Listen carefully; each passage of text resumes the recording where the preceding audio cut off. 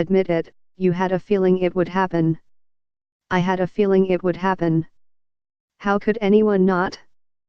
Chris Froome, the four-time Tour de France winner, confirmed on Wednesday that he tested positive for excessively high amounts of the asthma drug salbutamol during the Vuelta a España in September, on his way to victory in that Grand Tour. The level of the drug found in his urine was twice the amount allowed by anti-doping rules.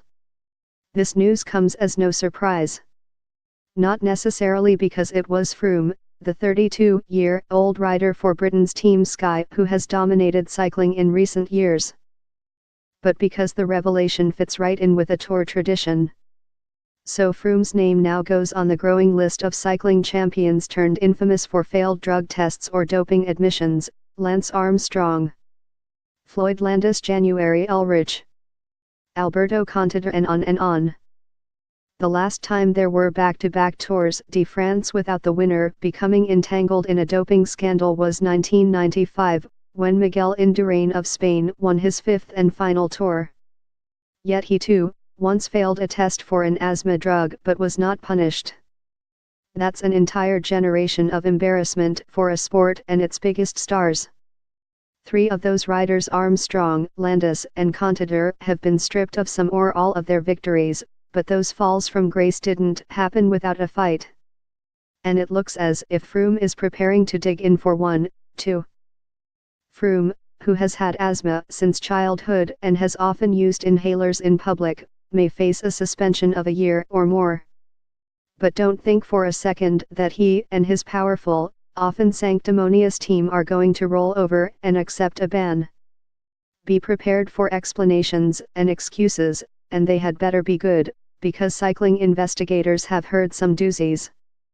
Tyler Hamilton once blamed a doping positive on a vanishing twin in his mother's womb. Landis once attributed a suspicious surge in testosterone on too many swigs of whiskey. For the moment, Froome is free to continue racing, and he isn't panicking. At least not publicly. He told The Guardian and Le Monde that his asthma had worsened during the Vuelta, so he just followed a Team Sky doctor's orders to increase the amount of salbutamol he was already taking. The drug opens airways, an undeniably helpful result in a sport like cycling, and some argue that if a handful of riders can take it for asthma, then every rider should be allowed to do the same. And why wouldn't they? Salbutamol has been used to increase endurance and increase lean muscle mass, basically the reasons the World Anti-Doping Agency affixed a limit to the amount an athlete could have in their system.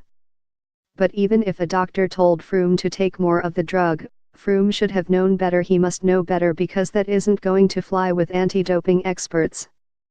To be even clearer, if Froome's version of events is true, he made a rookie mistake. It would also be a surprise if Froome couldn't feel the difference between the regular amount of salbutamol he takes, and twice that amount.